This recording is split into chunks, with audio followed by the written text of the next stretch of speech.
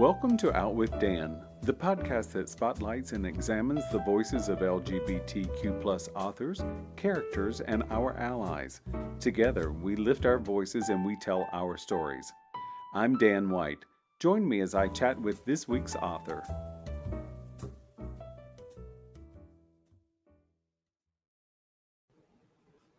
Hello and welcome back to Out with Dan. Today I'm excited to talk to Suzanne Redfearn about Two Good Men, which comes out October 8th.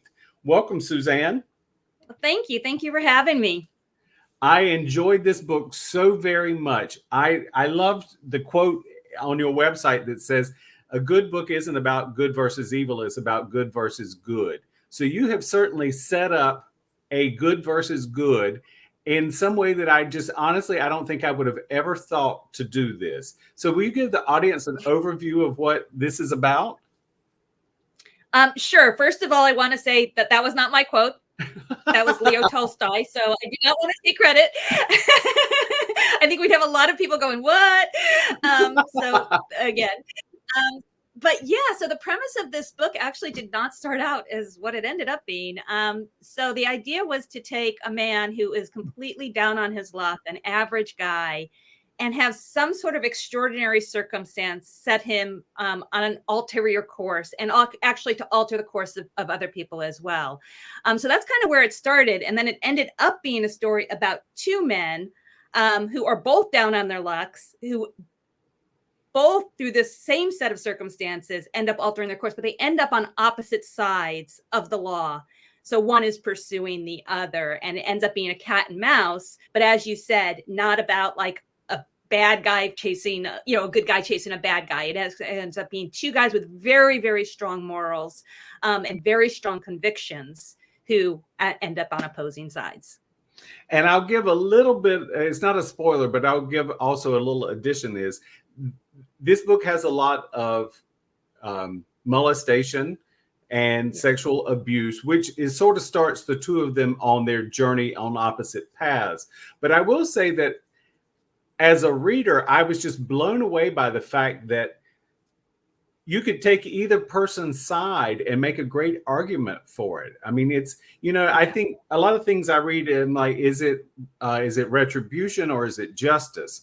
And I think that's something that we all grapple with as humans, even in our everyday little lives. I don't want to make it too simplistic, but I think it's something that we think of all the time. Do you turn left or do you turn right? And what is the meaning of turning left or turning right?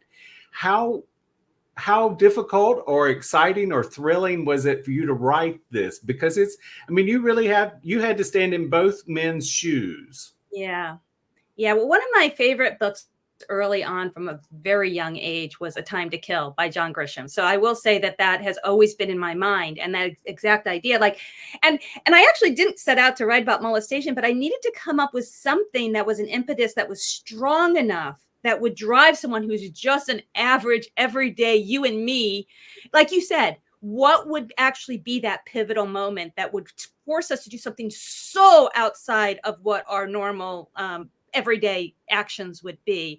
And I was thinking, I'm a mom, and if you threaten my child or if you threaten my nephews in a way that is just, I've got to stop it. I can't allow this to happen. And that is the impetus for this. And that sets this guy who is just an everyday man on this extraordinary course. I wrote this, I will say, this was the second novel I ever wrote. So I wrote this 16 years ago, but I got put on the course of mainstream book club fiction. And so it wasn't in my brand. And then my agent a couple of years ago said, oh, send me that thriller that you wrote forever ago, and let's see if we can get it out in the world. And now it's out, and I'm so darn excited about it. But I got to say, rereading it, I was like, man, I was in a twisted, dark place when I wrote that. I don't know if I was thrilled by it, but rereading it, I was like, whoa, where was I when I wrote that? But I think to write a thriller or to be a good thriller writer, you have to be in a dark space, because thrillers happen in a dark space because we already know who done it. We just have to figure out where we're going and what's the conclusion going to be.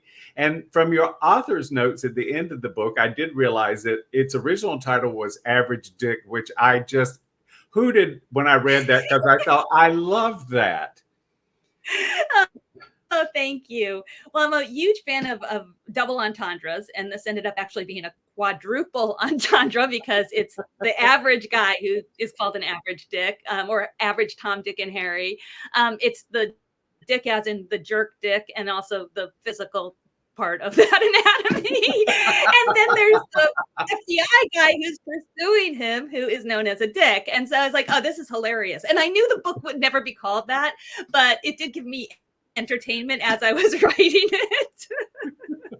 Well, and I love that so much. So one of the things so when I read in your notes that it had been 16 years, I tried to remember what might have been going on 16 years ago.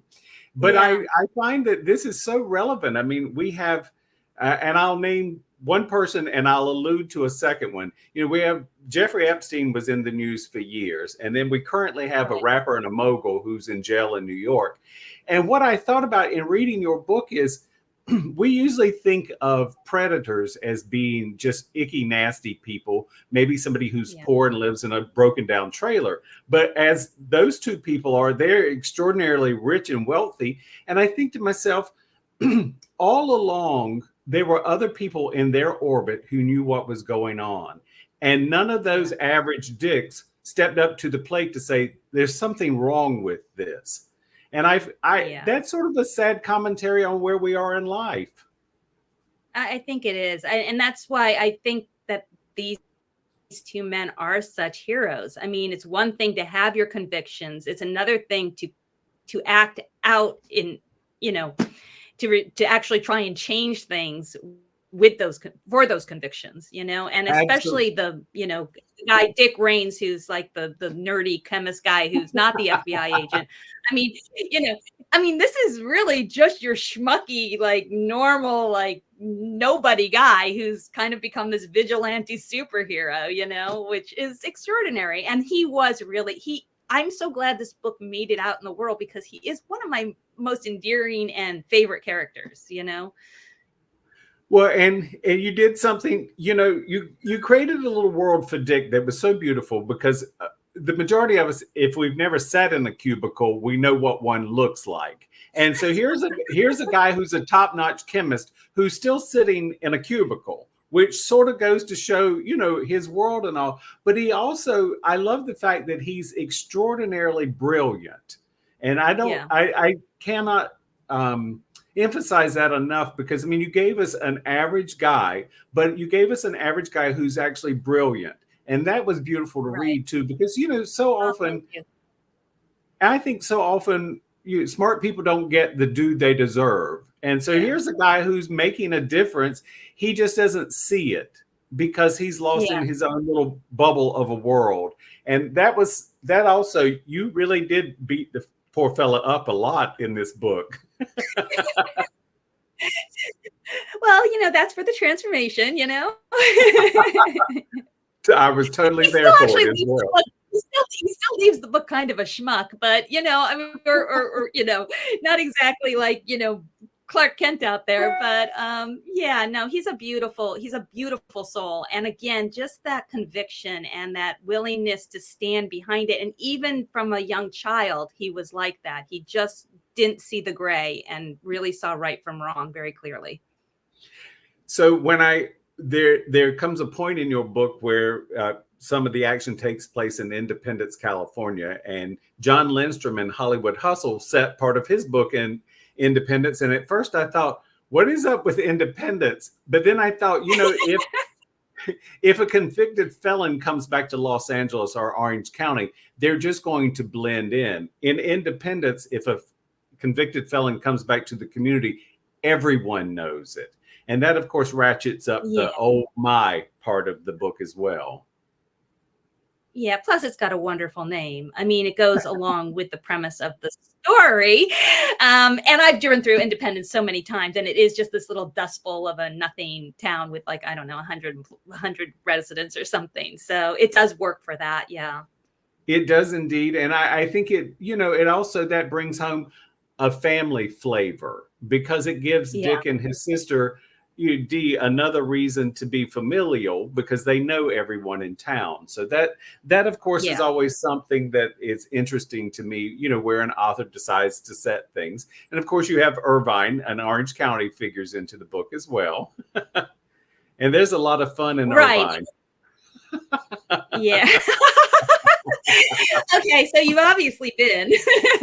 Yeah, yes, I have. It's a little quiet, but it's clean. That's a very nice thing It to say is. about it. But that also was intentional. Irvine is the prototypical perfect place where you raise your family, where you raise your kids. And I mean, those statistics I pulled were not made up. That's legitimately at that moment in time when I looked at pedophiles or sex offenders that were registered, those numbers were legit in Irvine, the perfect little quintessential suburban family neighborhood.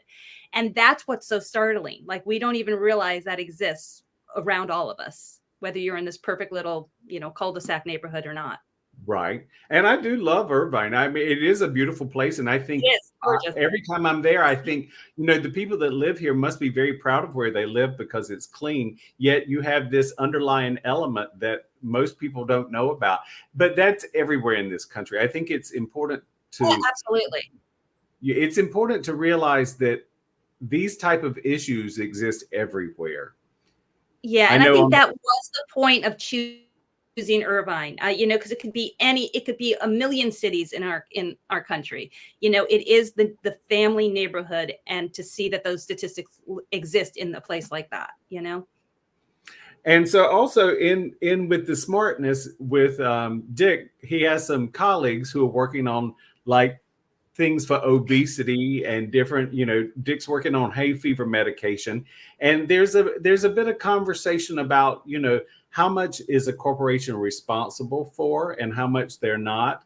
And I think that's something that we all look at, as I say, like on an everyday life. You go to the grocery store and it's like, well, jeepers, this milk is now twice the price it used to be. Did the cow get more expensive, or exactly what's going on? So Right. Yeah, I've always found that fascinating. I mean, obviously these are businesses. But again, Dick has this really strong moral code. He has a really hard time seeing gray. And, when they're saying, no, we're going to put this less good medicine out there because we make more money off of it. I mean, Dick he can't do that. And so again, he goes to extraordinary measures. And this, like you said, he uses his brain and, outdoes the big guy, David versus Goliath. Well, and I think that's, we would benefit as a society to see a lot more of that, or at least people making a difference, because I do think so. That's one of the things that you bring up in the book about how, as children, we have thoughts and dreams about where we're going. And we talked about this before we were recording. I wonder sometimes, do we put so much pressure on ourselves that we change our course of direction, or do we just lose our sense of having fun? And I think that's something that you grapple with in this book really, really well, because it's hard to know. Maybe you wanted to be an astronaut when you were little, and as you grew up, you realized you were too tall to fit in the capsule, so you can't be an astronaut. So, I mean, but we put a lot of pressure on ourselves, I think. What do you think? Yeah. I think we evolve. I think our dreams evolve as well. So yes, I think the one thing about this, I think you just can't stop dreaming. Those dreams can evolve and change, but it's so funny because I'm looking at this guitar behind me. You guys are all going to think I play guitar. And truthfully, I don't, but I've always wanted to play guitar. So I have this guitar and I'm really working hard. And it's like, just do it, whether you're good at it or not, or whatever. And, just don't lose that, I think, desire maybe to be more than what you currently are. And I think that's the whole thing about Dick and Steve, is they kind of revive themselves. They realize that they can be better than the place that they were in, and that they are more than what I think. We all have a better self within us, if that makes sense. And I think Totally. a lot of this book is about having that better self somehow emerge. And hopefully we don't need to do it through, incredibly dangerous circumstances. Yeah. Well, and I agree with you. And I think that, what we see in your characters there is that willingness to grow and to dream and to realize that they are worth something, because I Yeah. do know that sometimes we get locked in this whole mental thing of I need to be this or I need to be that. And sometimes we just need to be happy and content where we are and dream for a better future. Right. Yeah. And again, just maybe, still push ourselves. I think sometimes what you were saying is sometimes it's very easy as an adult to get complacent. And I don't think it's ever too late to still kind of push yourself outside of that, and again try and find that better angel or that better self, or even just trying to master the stupid thing that you've been trying to master your whole life. I'm looking forward to seeing you on stage soon with that guitar, Suzanne. You'll be playing at coffee houses and selling books at the same Yeah, time. That's a win-win. that's funny. Are you doing any events with your launch of this book? I am extraordinarily fortunate in that we own 2 restaurants in Laguna Beach, and one of them's a pretty large place, and so we are doing a pretty big launch party at Lumberyard, the day of the party. Yeah, so it's very convenient having a husband who makes amazing food at a restaurant and is willing to open the doors for your friends and family, and then Oh, a few little things, but yeah, you don't really since COVID. I mean, because I've released books pre-COVID and I've released books post-COVID, doesn't seem like the live events are nearly as much. It never quite came back to what it was before. Yeah. I agree. Sadly, I agree. And I think, Yeah. we've so much competition with every other thing in life that sometimes we forget about it. Or sometimes I just don't see an author is at an event until it's passed. I get to see the story on Okay. Instagram Right. the next day. Right. Suzanne, this really was so wonderful. Such a well-crafted book, so well thought out. I enjoyed it very much. Thank you. Thank you for having me. Oh, it's been a pleasure. Do you have a website or a social media you would like to share? I am on social media. It's Suzanne Redfearn author. So on both Instagram, Facebook, and then my website is suzanneredfearn.com. So, look me up. And if you have anything that you want to drop me a line, I'm happy to respond to emails and questions and things like that. Wonderful, wonderful. Well, best of luck with this book. I just loved it. Thank you. Thank you for joining me for this week's episode of Out with Dan. You can find more information about this podcast and its host at outwithdan.com, on Twitter at OutWithDan, and on Instagram and Facebook at GoOutWithDan. This podcast is hosted by Authors on the Air Global Radio Network, and the theme music is provided by bensound.com. Join us again soon for the next episode of Out with Dan.